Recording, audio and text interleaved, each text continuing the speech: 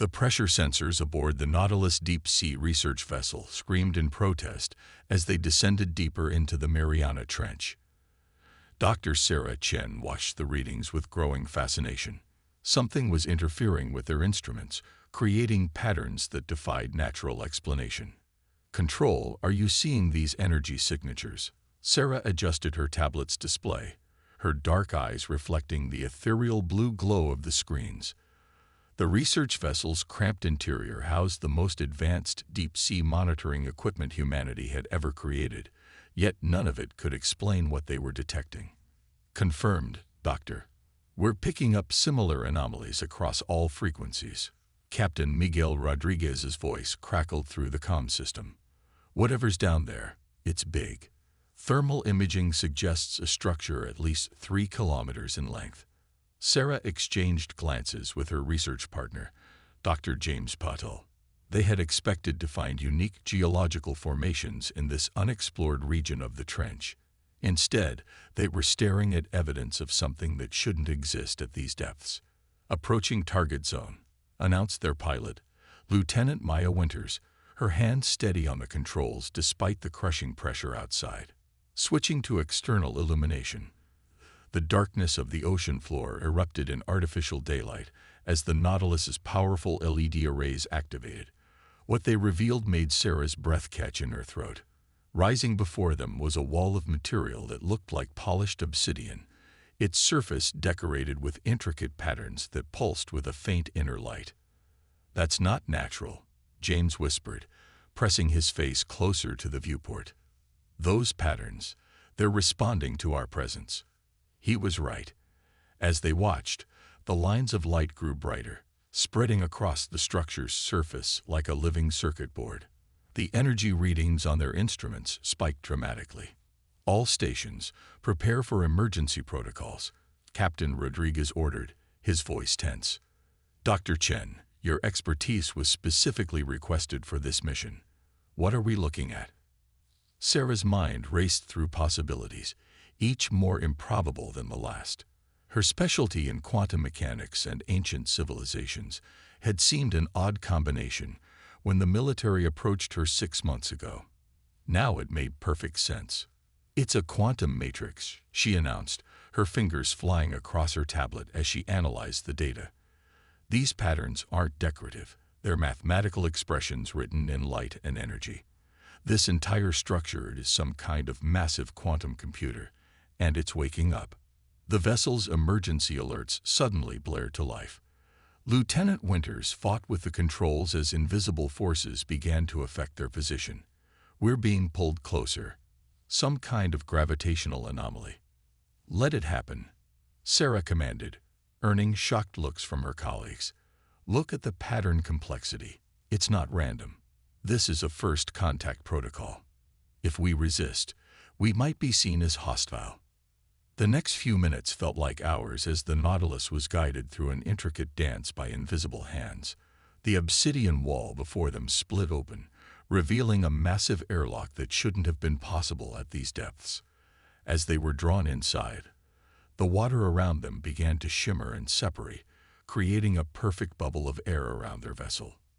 "Atmospheric readings are normal," James reported in disbelief. "Temperature stabilizing. It's like we're in a controlled environment." As the outer doors sealed behind them, new lights activated in sequence, illuminating a vast chamber that stretched beyond their visibility. The walls were covered in the same living circuitry, but now it was forming patterns that Sarah recognized with growing excitement. "It's language," she breathed, watching as symbols began to arrange themselves into recognizable forms. "It's learning from our databases, adapting to communicate." A deep resonance filled the chamber, more felt than heard. When it spoke, the voice seemed to come from everywhere at once, its English perfect but carrying undertones of ancient power. "Welcome, children of Earth. The Sentinel awakens at last."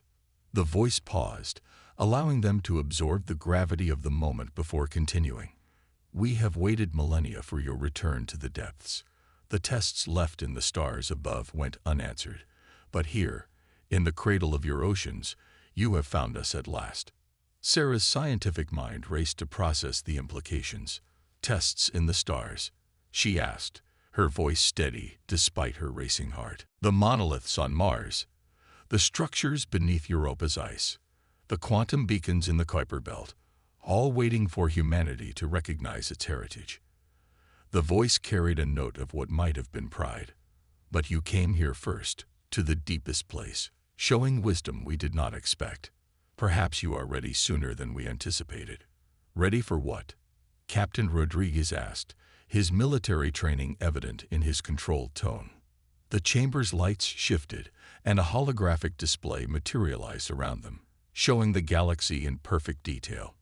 Red markers began to appear, spreading like a virus across the star systems. Ready to reclaim your role as guardians, the voice replied.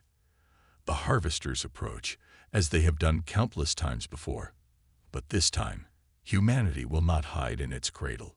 This time, you will fight. The hologram zoomed in on Earth, revealing the true nature of the structure they had discovered. It wasn't just a computer or a base. It was the command center for a defensive system that encompassed the entire planet, hidden beneath the oceans, waiting for humanity to mature enough to find it. The Sentinel exists to protect all life in this sector, the voice explained. Your ancestors built it, along with others scattered across the galaxy. But they knew the harvesters would return before their children were ready. So they left us to wait, to teach, to prepare. Sarah watched as more displays appeared, showing technological marvels beyond her comprehension. But beneath the complexity, she could see familiar patterns, echoes of human ingenuity that had survived millennia of evolution. Your neural architecture remains compatible, the voice continued. You can learn to control these systems, to awaken the full power of the Sentinel. But you must choose quickly. The harvesters have already entered the outer solar system. Captain Rodriguez straightened, years of training crystallizing into this moment. How long do we have? 3 months until they reach Earth's orbit. Time enough to train your first pilots, if you begin now. The voice paused again. Do you accept this responsibility, children of Earth? Will you take up the mantle your ancestors left for you? Sarah looked at her colleagues, seeing in their eyes the same mix of fear and determination she felt. Humanity had just discovered it was part of a greater story, inheritors of an ancient legacy. The choice they made now would determine not just Earth's fate, but perhaps that of the entire galaxy. We accept, she declared, her voice firm. Teach us everything. The United Nations Sentinel Command Center, hastily constructed on a private island in the Pacific, hummed with activity. 1 month had passed since the discovery in the Mariana Trench, and humanity was racing against time. Dr. Sarah Chen stood before a wall of holographic displays, watching as another neural interface test failed. The sync rate is still too low, she muttered, running her fingers through her disheveled hair. We're missing something fundamental about how the system works. Behind her, James Patel analyzed the latest data streams. The neural interface chamber they'd built based on the Sentinel's specifications looked like a meditation pod crossed with a quantum computer. Currently, Lieutenant Maya Winters lay inside, her brain waves dancing across the screens as she attempted to connect with the ancient system.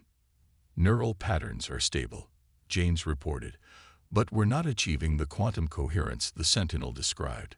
It's like trying to play a symphony with only half the instruments. The chamber's door slid open, and Maya emerged, looking frustrated. It's there, she insisted, pulling off the neural sensors. I can feel it, like a presence just beyond my reach.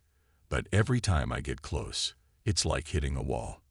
Sarah was about to respond when Captain Rodriguez entered the control room, his face grave.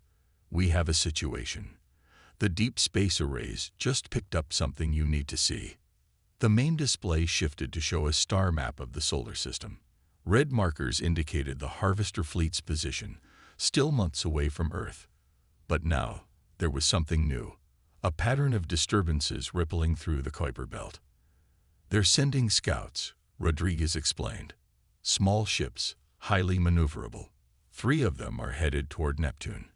The Sentinel's voice filled the room, its tone carrying an urgency they hadn't heard before. The Harvesters always send advance forces to disable defensive systems. They remember the last war, even if humanity does not. Sarah studied the data, her mind racing. The quantum beacons you mentioned, the ones in the Kuiper Belt. Their targets? Yes. The beacons form part of an early warning network.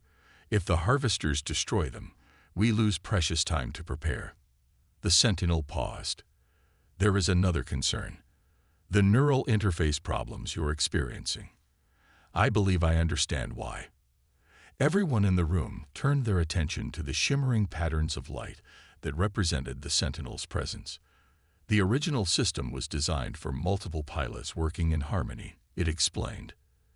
Your ancestors understood that the power of humanity lies not in individual strength, but in your ability to connect, to work as one. A group neural link, James asked, already pulling up new simulations. That would explain the quantum coherence issues. We've been trying to create a connection with single pilots, but the system expects a more complex neural pattern. Sarah's eyes widened as understanding dawned. Like an orchestra instead of a solo performer. We need pilots who can think and act as one. Precisely. The Sentinel's lights pulsed with approval. I can guide you in selecting compatible candidates, but time grows short. The Harvester's scouts must be stopped before they reach the beacons. Captain Rodriguez stepped forward. How many pilots do we need? 5. To start. As you grow more proficient, larger groups will be possible. But 5 minds in harmony can activate the Sentinel's basic defensive systems. Maya straightened, her pilot's instincts kicking in. I volunteer for the first team. I've had the most experience with the neural interface so far. As do I. Sarah added, surprising everyone. I understand the quantum mechanics involved better than anyone else here. If something goes wrong, I might be able to fix it from the inside. Over the next 48 hours, they tested hundreds of candidates, looking for pilots whose brainwave patterns showed potential for neural synchronization. In the end, they found their team. Maya Winters, Sarah Chen, James Patel, and 2 newcomers, Dr. Kira Yoshida, a quantum computing specialist, and Commander David Walsh, a veteran submarine captain. The 5 of them stood before the newly constructed neural interface chamber, redesigned for group synchronization. The chamber now contained 5 pods arranged in a circle, their inner surfaces lined with quantum processors and neural sensors. The scouts will reach Neptune's orbit in 6 hours, Rodriguez informed them. If you're going to stop them, it has to be now. Sarah looked at her fellow pilots, seeing the same mix of determination and nervousness she felt. They had trained together for barely 24 hours, but somehow it felt right. The Sentinel had chosen them for a reason. Remember, the Sentinel's voice guided them as they entered their pods. You must think as one. Your individual strengths will combine, but only if you allow the barriers between minds to dissolve. Don't fight the connection. Embrace it. As the pod sealed around them, Sarah closed her eyes and focused on her breathing. The neural interface activated, and she felt the familiar touch of the quantum field. But this time, something was different. She could sense the others, their consciousness brushing against hers like waves on a shore. Neural synchronization beginning. James's voice came through the comm, though it felt unnecessary now. She could feel his thoughts, his expertise in data analysis becoming part of her own understanding. Maya's pilot instincts merged with Kira's grasp of quantum mathematics. David's strategic mind added layers of tactical awareness. And through it all, Sarah's understanding of the quantum mechanics at play helped weave their consciousness together into something greater than its parts. The Sentinel systems responded immediately. Displays lit up across the command center as long dormant defense platforms began to awake. Deep beneath the oceans, massive engines hummed to life. In orbit, hidden satellites activated, their quantum sensors scanning for threats. Neural synchronization at 60% and climbing. A technician reported, their voice distant to the pilots lost in their shared consciousness. 70%. 80. When they reached 90%, something extraordinary happened. The 5 pilots' merged consciousness expanded, touching the full scope of the Sentinel systems. Through quantum-entangled sensors, they could see the Harvester scouts approaching Neptune, their ships like dark predators against the blue planet's glow. As one mind, they reached out through the Sentinel's defense grid. A beacon in the Kuiper belt powered up, releasing a pulse of quantum energy that rippled through space. The scouts changed course, drawn to the signal like moths to a flame. Ready defensive systems, they spoke in perfect unison, their voices carrying echoes of ancient power. The Sentinel awakens. In the vast darkness of space, humanity's first battle for survival was about to begin. In the quantum-linked consciousness of the 5 pilots, space itself became a living thing. Through the Sentinel sensors, they watched as 3 Harvester scout ships approached the activated beacon, their crystalline hulls absorbing all light that touched them. The merged minds of Sarah, Maya, James, Kira, and David functioned as one entity, processing information at speeds that would have been impossible for any individual. Harvester vessels analyzing quantum beacon signal, they reported in unison, their voices echoing through the command center. Weapons systems charging.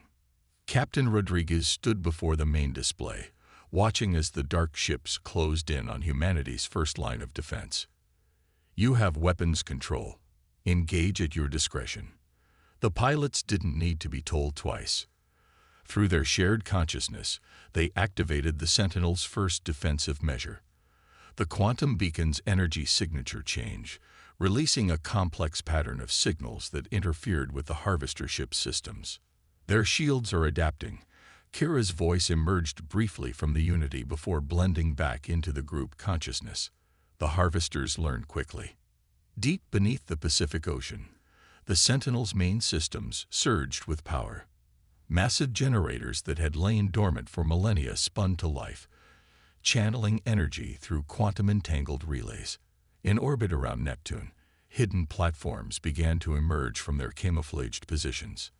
The Harvester scouts detected the new threat immediately.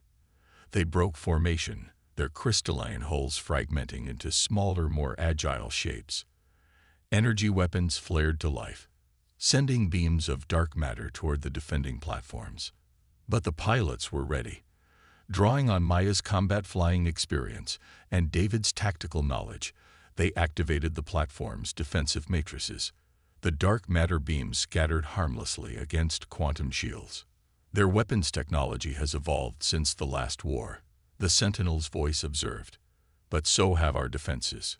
Through their neural link, Sarah understood the quantum mechanics at play with perfect clarity. The Harvester's weapons attempted to destabilize matter at its most fundamental level, but the Sentinel's shields used quantum uncertainty itself as a defense, making it impossible for the attacks to find their target. Initiating counterattack, they announced. The defense platforms released swarms of autonomous drones, each carrying a quantum warhead designed to disrupt the Harvester's crystalline technology. The space around Neptune erupted in a deadly dance.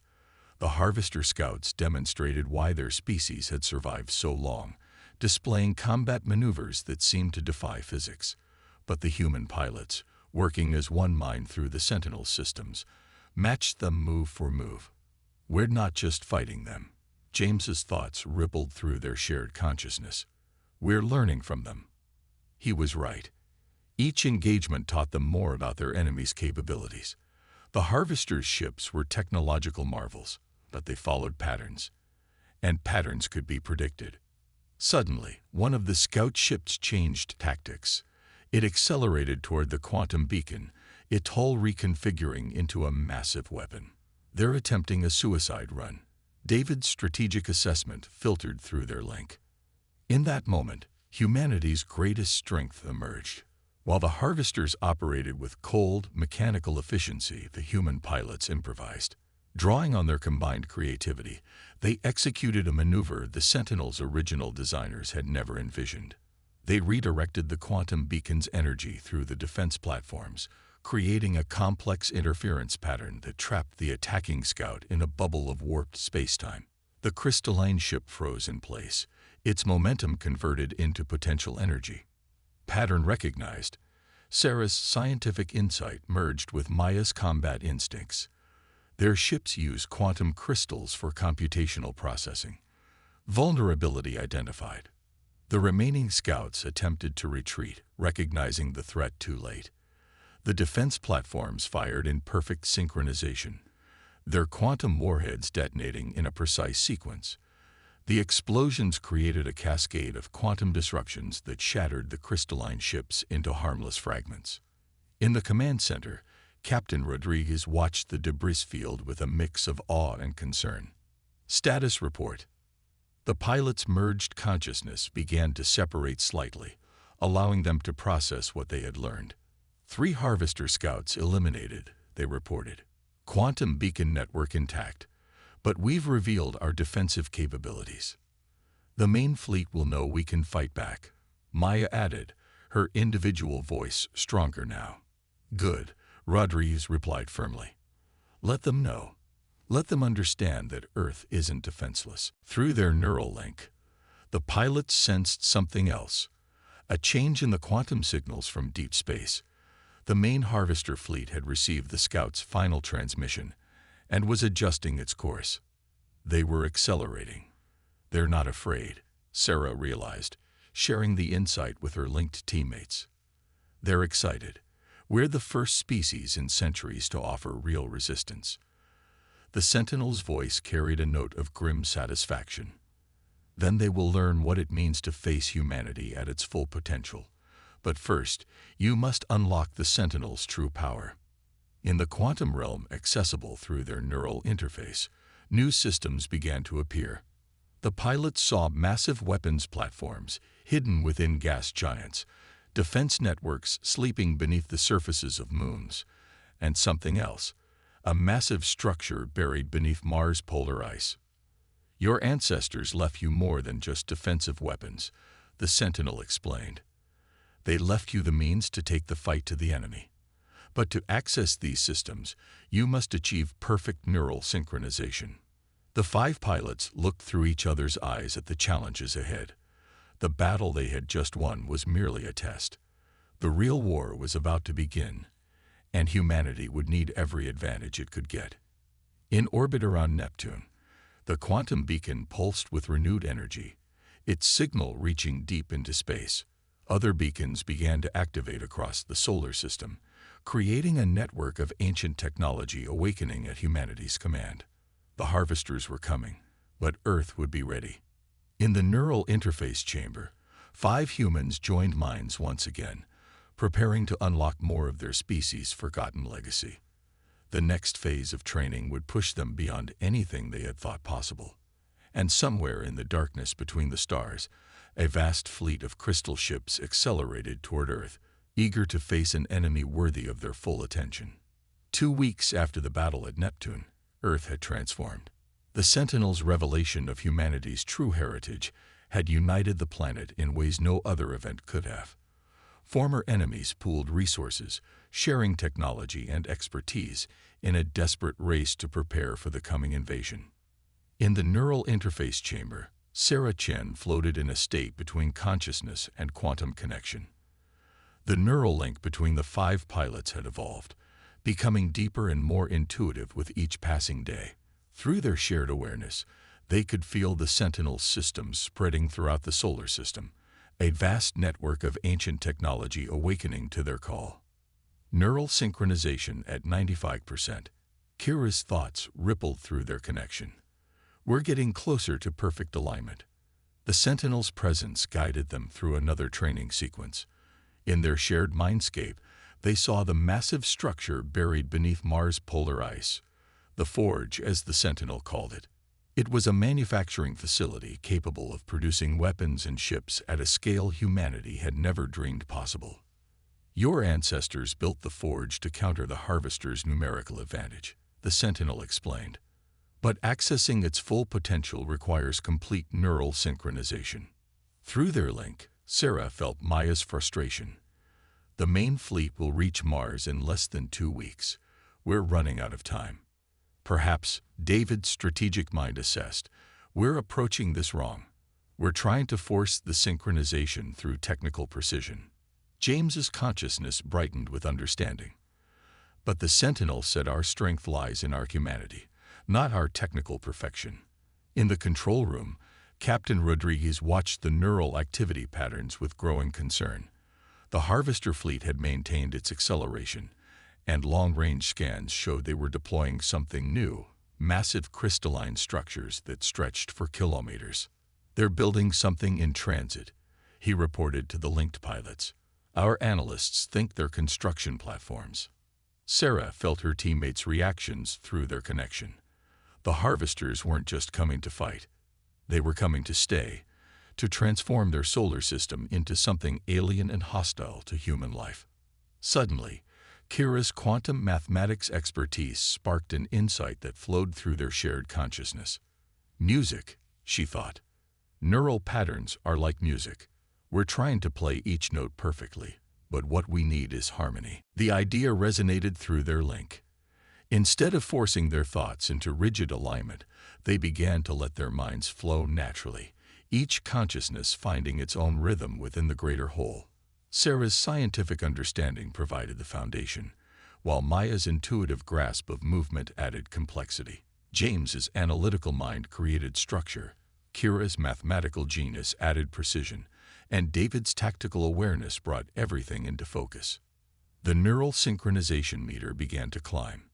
96%, 97, 98. In orbit, satellites detected a quantum surge from Mars. The Forge was responding to their enhanced connection, its ancient machinery humming to life beneath the polar ice. Through the Sentinel sensors, they could see vast assembly lines beginning to move, raw materials being transformed by technology that bordered on magic. Neural synchronization at 99%, a technician announced, their voice filled with awe. 100%, perfect alignment achieved. The moment of perfect synchronization hit them like a thunderbolt. Suddenly, they weren't five minds working together. They were a single consciousness spanning the solar system. Through the Sentinel's full network, they could see everything. The Harvester fleet's precise position, the quantum beacon network's intricate dance of energy, and the Forge's true purpose. It's not just a manufacturing facility. They spoke as one, their merged voice carrying echoes of ancient power. It's a quantum replicator. It doesn't build ships, it grows them, using the same crystalline technology as the Harvesters. The Sentinel's approval radiated through their connection. Your ancestors understood that to defeat an enemy, one must first understand them. The Forge can create vessels that match the Harvester's capabilities while incorporating human ingenuity in their design. Through their perfect neural link, they initiated the Forge's primary systems. The facility's quantum core pulsed with energy, drawing raw materials from Mars' crust.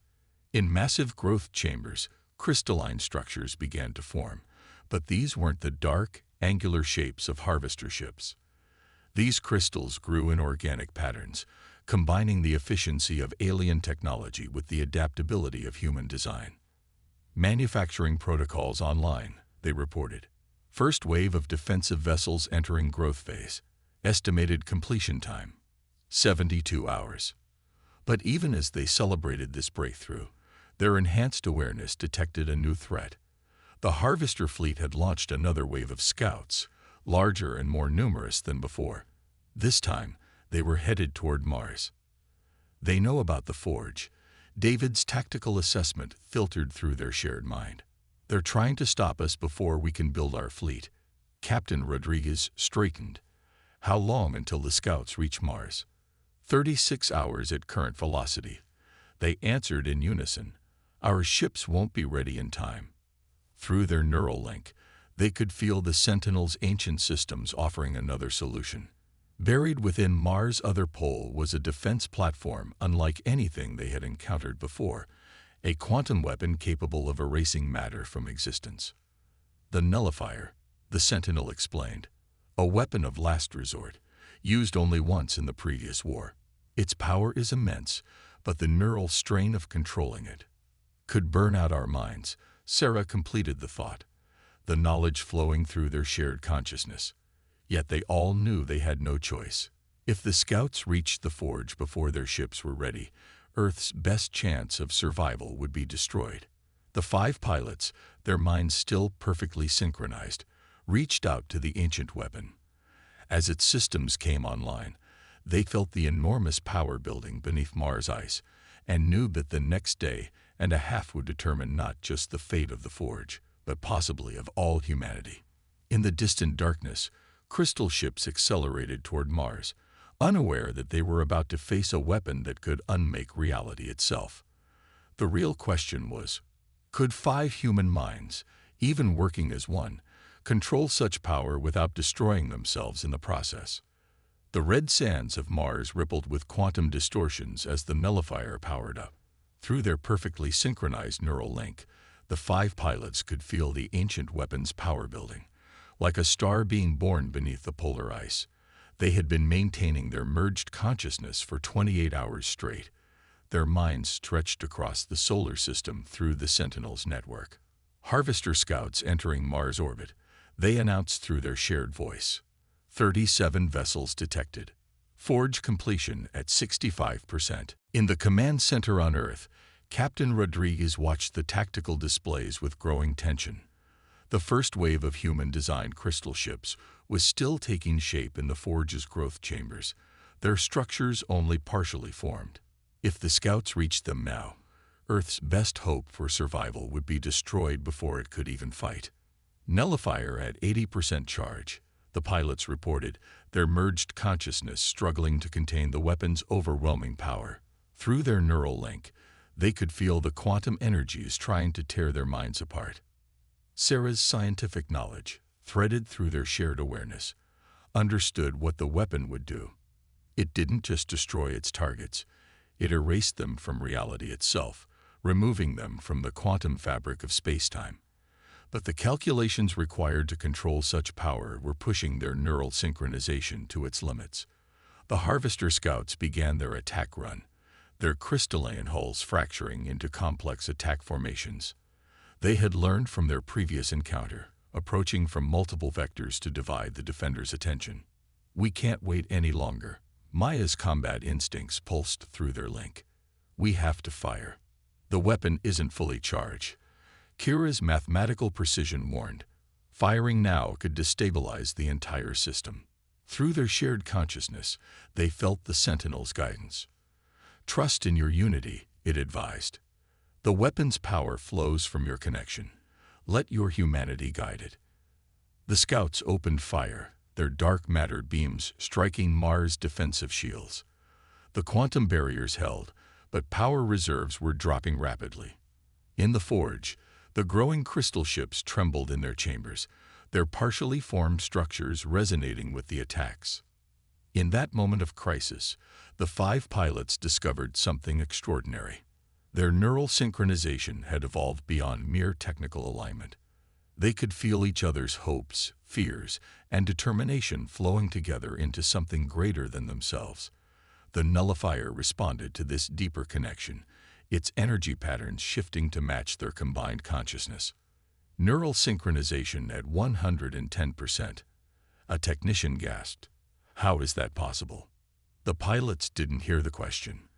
Their merged mind had transcended the Sentinel's original design parameters. Through their enhanced connection, they could see the quantum structure of reality itself and how to reshape it. The nullifier fired.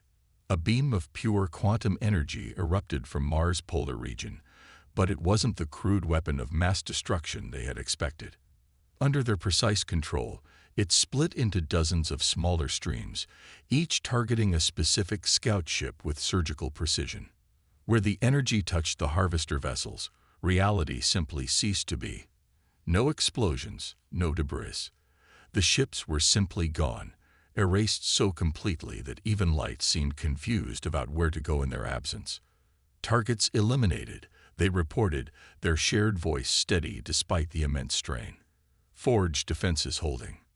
But their victory had come at a cost. The neural interface was overloading, threatening to burn out their minds. They could feel their consciousness beginning to fragment under the strain. Then James's analytical mind found the solution. The crystal ships, he thought through their link. They're quantum computers. We can use them to stabilize our connection. Working as one, they reached out to the partially completed vessels in the forge. The growing crystal matrices responded instantly, their quantum structures integrating with the neural interface. Power that had threatened to overwhelm them now flowed smoothly through the new network. Remarkable, the Sentinel observed. You've created a quantum neural network. Your ancestors never achieved this level of integration. Through their enhanced connection, they could feel the forge's production accelerating. The crystal ships were adapting, evolving in response to their linked consciousness. What should have taken days would now be completed in hours. But they had little time to celebrate. Their expanded awareness detected a change in the main harvester fleet's approach. The entire armada had altered course, abandoning their careful strategy in favor of a direct assault. They're afraid, David's tactical insight realized. For the first time in centuries, they face an enemy that can truly hurt them. Captain Rodriguez studied the updated tactical displays. How long until our fleet is ready? 4 hours, they answered through their shared consciousness. The harvesters will reach Mars in 6, but now we have something they don't expect. Through the crystal ship's growing neural network, they could feel new possibilities emerging. The vessels weren't just weapons. They were extensions of human consciousness, capable of adapting and evolving in ways the harvesters' rigid technology couldn't match. Their strength lies in numbers and raw power, they explained, their merged voice carrying newfound confidence. Ours lies in creativity and growth. Every ship we build makes our network stronger, enhancing our ability to build more ships faster. In the forge's growth chambers, the first wave of crystal vessels reached completion. They were beautiful in an alien way, their structures combining the geometric precision of harvester technology with flowing, organic patterns that reflected human aesthetics. Each ship was unique, yet all were connected through the quantum neural network that linked them to their human pilots. As the vessels emerged from Mars' surface, rising like a flock of crystalline birds, the 5 pilots felt their consciousness expand even further. Through the ship's sensors, they could see the approaching harvester fleet in perfect detail, and they could see their weakness. The harvesters think in straight lines. Sarah's scientific insight merged with Maya's intuitive understanding of movement. Their ships are powerful but predictable. They've forgotten how to adapt. Then let's remind them what they're dealing with, Rodriguez said, his voice firm. Show them why humanity was chosen to inherit this legacy. Through their neural link, the pilots sent a signal to every quantum beacon in the solar system. As one mind spanning hundreds of ships, they prepared to meet the greatest threat Earth had faced since the dawn of civilization. The final battle would not be fought with just weapons and technology, but with the very qualities that made humanity unique: creativity, adaptability, and the ability to grow stronger through connection. The harvesters were about to learn why their ancestors had feared humanity enough to drive them into hiding eons ago. In the space around Mars, a fleet of crystal ships waited, each one connected to 5 human minds that had transcended the boundaries of normal consciousness. They were no longer just pilots, scientists, or soldiers. They had become something new, the first of Earth's true guardians, ready to defend not just their world, but the very nature of life itself. The harvesters were coming, but this time, humanity would not hide. This time, they would show the galaxy why their ancestors had built the Sentinel in the first place. This time, Earth would fight back.